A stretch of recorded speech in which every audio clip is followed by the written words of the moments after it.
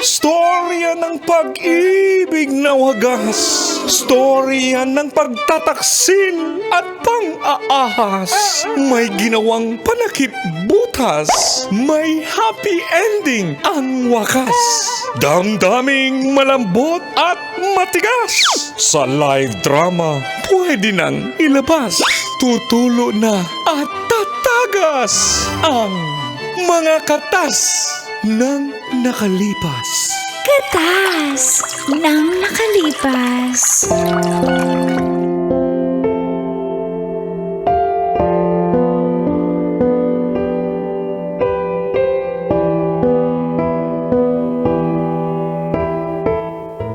Dear Uncle Dagol And Tita Tanya Chinita.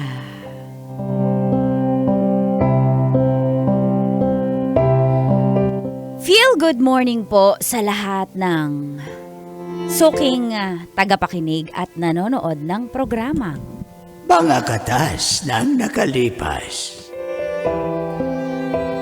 Ako po si Jenny ng Muntinlupa City. Housewife po ako, full-time. Dahil kailangan po talaga ng mag-aalaga ng mga anak ko. Ang asawa ko pong si Norman ay isang driver. Driver po siya ng amo niyang byuda na si Madam Matilda.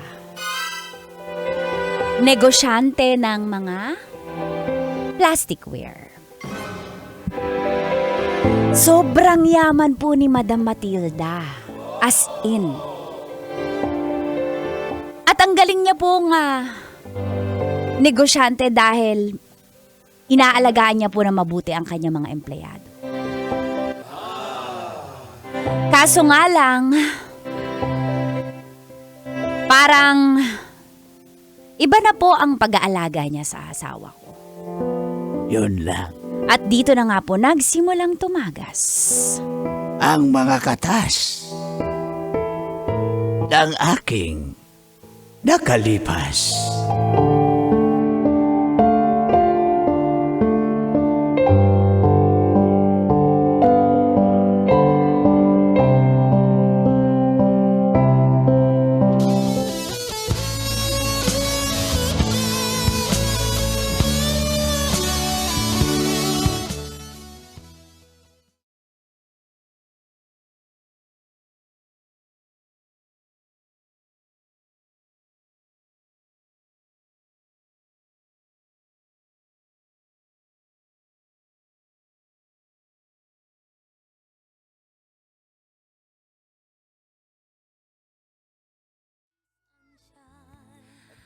Kuya Junjun, Jinjin, yung manok limonanis ni uulam natin yan na breakfast. hindi man yan sa atin yung manok, Jinjin. Oo nga, pero kaya mo ba yun ihuhuli? Hindi ako marunong, Jinjin eh. Kuya Junjun kasi merong may pakain sa daga na lason. Daling dun sa ni... Huwag niyong pagtripan yung manok dyan, hindi atin yan. Sa kapitbahay yan. Ay, Papa, morning po. Hindi papasok na po ba kami sa school? Papasok na kayo. Po. Ma! Ano kailangan ka? Nakaready na yung almusal. Oh, sige, kain tayo. Tara na. Tara na, Jun. Kain na tayo. Okay po, Mama.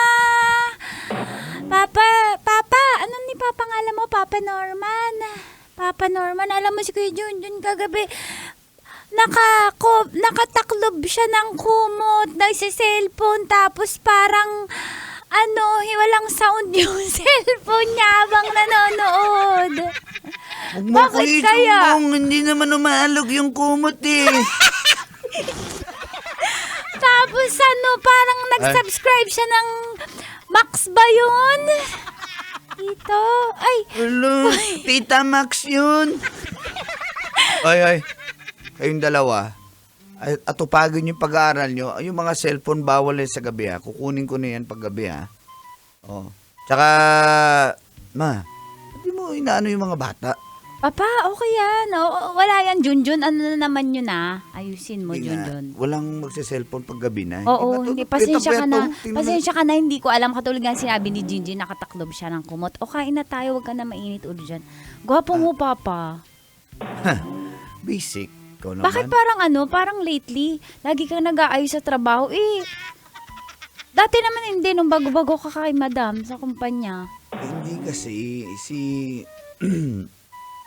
iba, umalis na yung driver niya. Oh. O ako pumalit doon. Si madam kasi may mga lakad na nakakahiya naman kung mukha akong dugyot doon. Sabi niya sa akin magsuot daw ng maayos. Kaya, Pero in fairness, si Madam kahit maedad na siya, no? Maayos din siya. 65 na yun. 65 na yun. Paano? Sinanong mo? Siyempre, amo ko yun eh. Tsaka maayos. Maganda yung siya mag-ayos na nakikita ko. Mukha lang siyang mga 58 eh. Hindi pa nga siya mukhang senior eh. Di ba? Nakakatuwa. Ganun din ako. Alagaan mo kapag nag-senior ako. Ganun din ako. Oo naman. Fresh Tsaka tsaka pala, yung mga bata, ililipat na natin ng school. Hindi naman tayo. Lumipat, Papa, kasi may friends na tayo doon, Jinjin, di ba, Jinjin? Friends ba talaga? Oh my. Crush!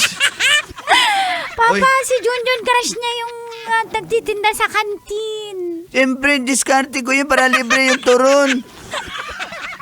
At ice candy. Bata ka palang magaling ka na magkapital.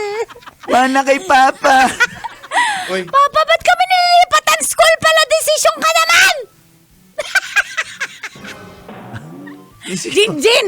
Ano, Isigaw saan mo mo ako? natututunan yan? Hindi po, lang po ako ng mga anak, ayoko dun na gusto kong bigyan kayo ng magandang edukasyon kaya ililipat namin kayo sa private. Tsaka yung private, malapit lang. Ayan yung private dyan sa kanto, lalakarin nyo na lang. Yung public, magta-tricycle pa tayo. Papa, okay naman sila sa public. Matagal na sila dun. Sanay na tayo. Tsaka, wala tayong pera pang private.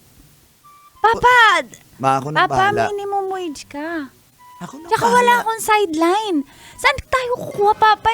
Minsan nga, short tayo sa pangbayad ng Meralco tsaka tubig eh. Ako na Tapos nga may bahala. nahulugan pa tayong mga appliances sa home credit.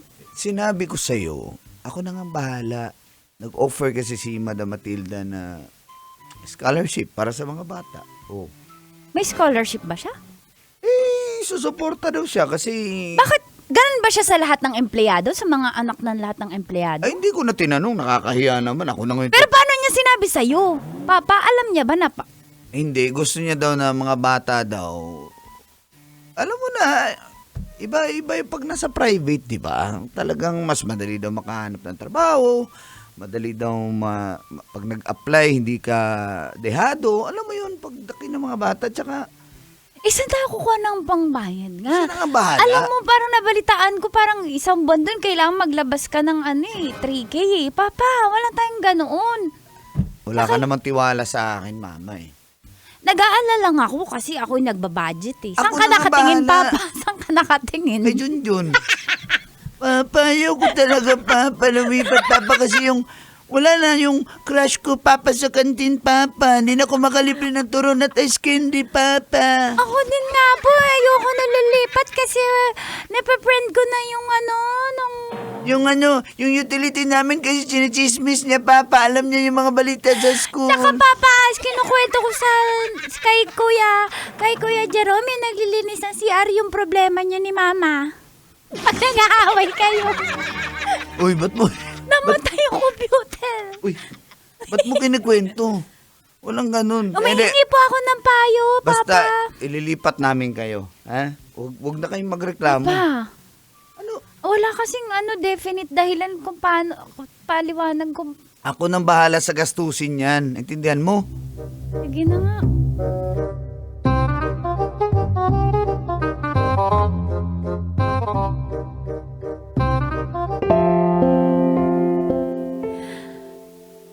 Sobrang hindi po ako makatulog. Ilang araw na pagkatapos ng araw na yun na nagsabi si Norman sa akin na ililipat niya po sa private school ang aking mga anak. Alam niyo po yung instinct ng isang babae? Yun po ang nararamdaman ko, na meron talagang something sila ni Madam.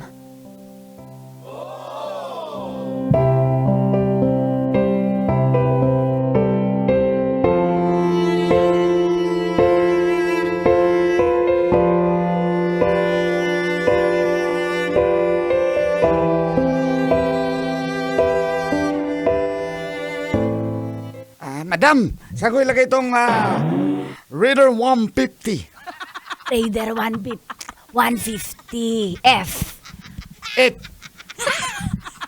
Raider 150. Ay, ilagay mo, iparada mo lang dyan. Lagyan mo ng ribbon, ha? Ma'am, pwede Sa may kong- manibela, lagyan mo ng ribbon. Ma'am, pwede kong, road test, ma'am? Hindi pwede. Iba ang magro-road test niyan. Si Norman ang magro-road test niyan. Hindi ko Uy, pwede. sana all! Kim.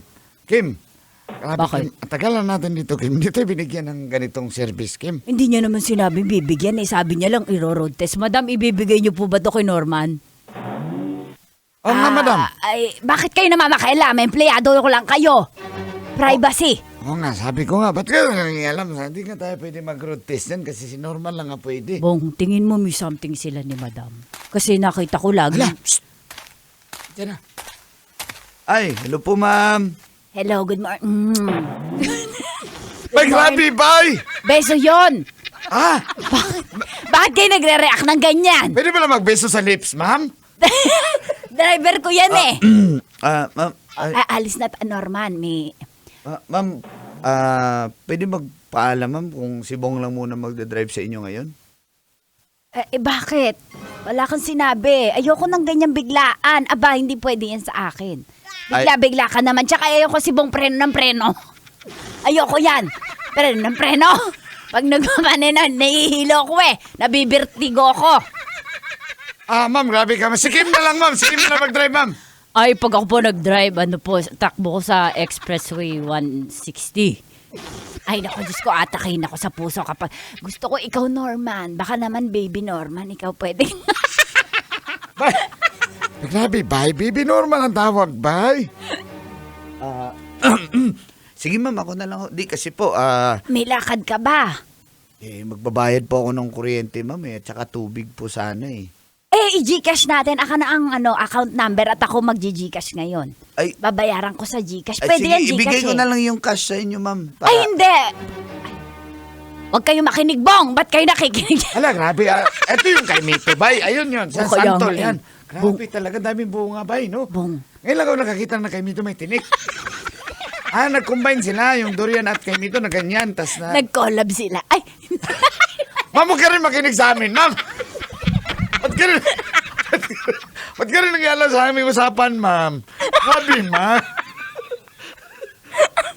Ma'am, huwag na po. Ako na nung magbayad. Kasi sige, bigay ko na lang yung pambayad ng kuryente. Hindi, ako na magbabayad. Diyos ko, magkano ba yan? O, 3K lang eh. Diyos ko, bariyang-bariya lang sa akin yan. Oy, ang ganda ba ng ang ganda ba ng suot ko ngayon? Tingnan mo naman, Norma, nagsuot ako ng ano eh. Ang ganda mo ngayon, ma'am. Parang... Anong kulay ng suot ko? Ma'am, burgundy. Red to, red. Red to Ano na. ba yung buhok na yan? Teka, ayusin mo naman yung buhok ko, Norman. Sige. Yan, ayusin mo. Grabe talaga yung ano ba yun. Yung kay Mito na makintab siya pero may tinik. Grabe yung kay Mito na yan. May ganyan pala, Kim, no? Ma'am, kaninong motor po yan? Norman, di ba birthday mo sa ano? Sa May. Opo. Advance happy birthday. Uy, salamat to, ma'am. Oo. Babayaran ko naman yun, may salary deduction na lang po yan. Ay, hindi. Bigay nga. Regalo. Binabayaran mo ba? Nagre-regalo sa'yo. Ma'am, teka lang, ma'am. Mukhang ampere naman, ma'am. Ano? Ampere. Bakit? Parang na Bluetooth device is ready to ampere. Kasi ma'am, matagal na rin kami nagtrabaho ni Kim Sey. Ma'am, wala man kami service na ganyan, ma'am. Ang inisyo mo sa amin, ma'am, bike ngayon, Japan, yung sa surplus pa, ma'am. Ano bang ambag niyo sa buhay ko? Ma'am, Si Norman, gwapo na. Mukhang masarap pa. Kayo. Lagi niyo ako pinipintasan na kesyo kulubot na yung leeg ko. ma'am, wala kaming sinabing ganyan, Ay, ma'am. narinig ko. Kala nyo, hindi ko, may sound yung CCTV. Narinig ko Ma'am, nasa likod kayo Sabi ko sa iyo, Kim, may Hala, may nag-uusap. may audio talaga Sorry, yung ano sorry. Yung CCTV ni ma'am eh. Ma'am, paano ko bayaran to, ma'am? Kakaya Ay, naman. wag mo nang bayaran. Wag tayo dito mag-usap at napaka-chismoso niyan si Bong at saka si Kim. Sige na. Basta i-chat na lang kita. Walang bayad yan, ha?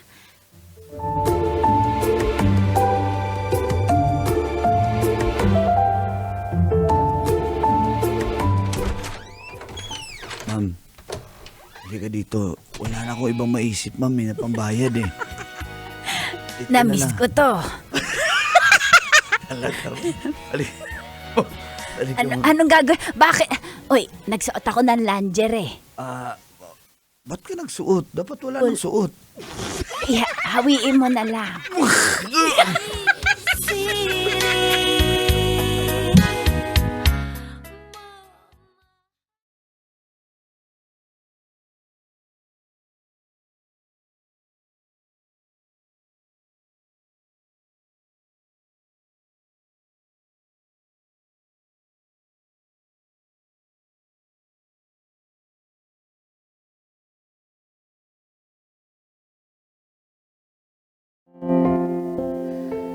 Binilihan nga po siya ng motor na pang-service daw. At sabi ni Norman ay salary deduction. Kaya nakapangalan sa kanya ang Raider. Isang araw naman po, nagulat na lang ako na may uwi naman pong kotse na Vios si Norman. Kaya dito po ay kinumpronta ko na po siya.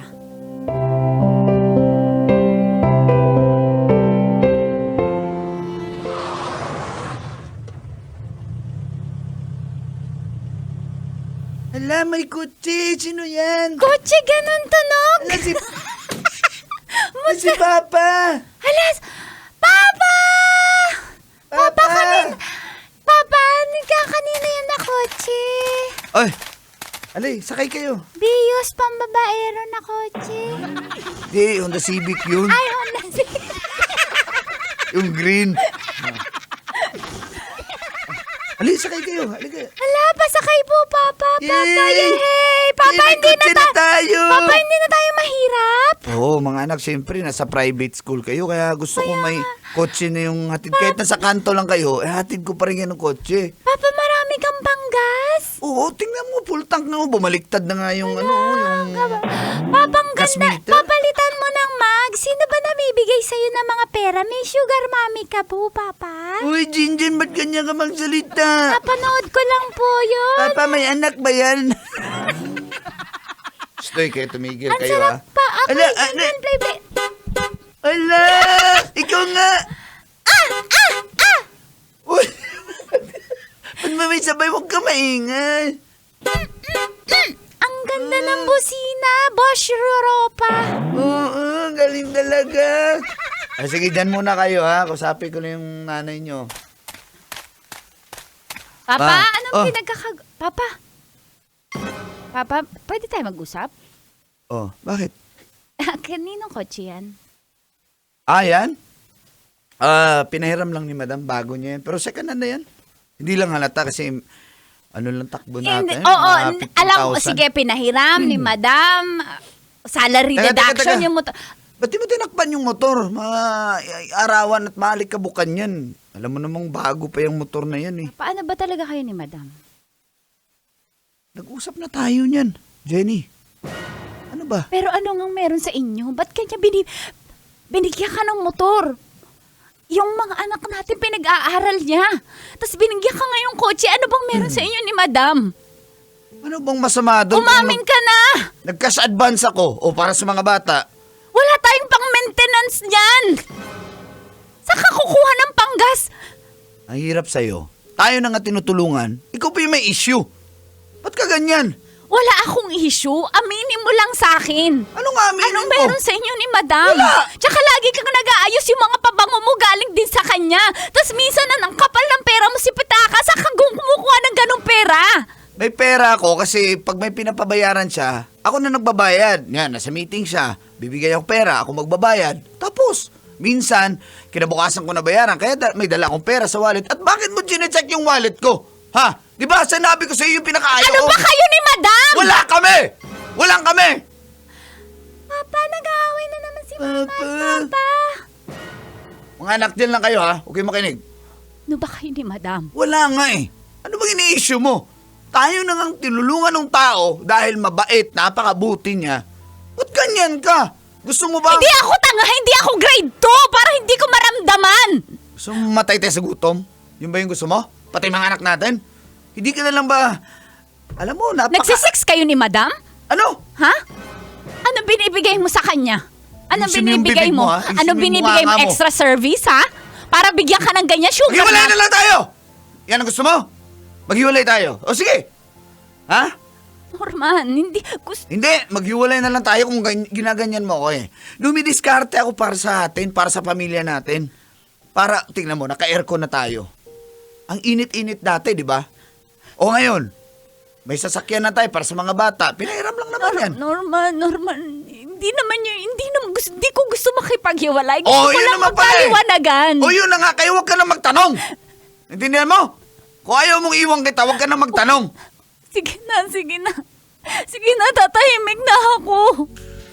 Pusang saktan mo, paano kaya ang puso? Kailangan pa bang i-memorize yan? Love Radio. Basic!